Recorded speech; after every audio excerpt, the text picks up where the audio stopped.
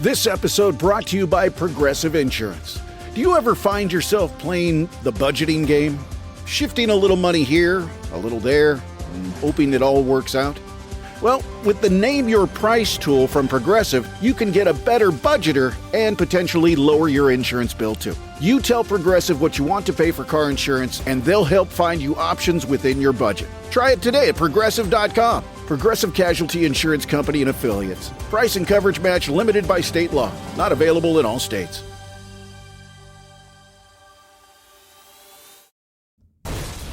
All right, man. So the NBA draft, it came on yesterday, June 25th, and part 2 is today, June 26th. And, I will just be honest, bro. The NBA draft is garbage, bro. I don't know how this came into play, and I don't know where in the world Adam Silver thought we wanted to see 2 days of an NBA draft, but that was not it, bro. I'm sorry.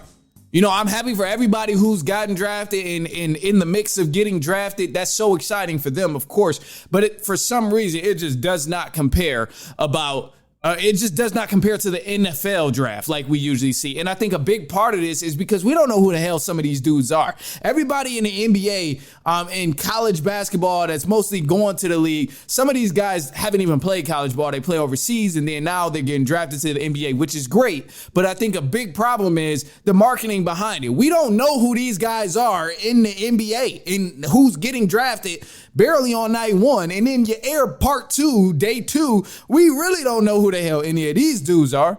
Everybody's so one and done and so the game is becoming universal. So now guys are getting picked from Germany, from France, from Real Madrid team. Like you're getting so many players from everywhere.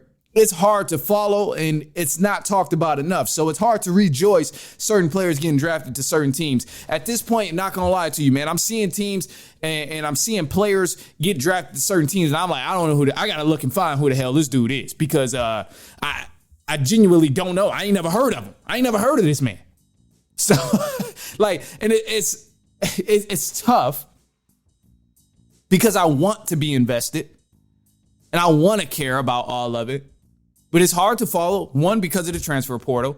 Guys are leaving and going everywhere.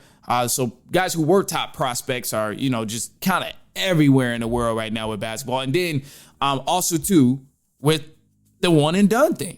With NFL draft, a lot of times you get 3 years to really hone in and learn more about a guy and see who he is and learn about what he did in the past in high school. And then obviously, he transferred from LSU to Bama and this. Like you get to follow a guy's journey a little bit more. And maybe it's just credit because the NFL is doing it better. I don't know. But ultimately, I know players being in a collegiate field for 3 years straight definitely helps their chances of people knowing who they are. And then also it helps because if you're getting drafted in the NFL, you're not really coming from Germany. You're not really coming from France. You're coming from the scene of college football of LSU, Nebraska, Michigan State, Michigan, Ohio State, Alabama. Like you're coming from college football. So it's easier to follow and pay attention to what this dude has done in the past. In the past 3 years, to be exact, because we've been able to follow their game versus the whole one and done thing. So it's tough. And maybe it's just me.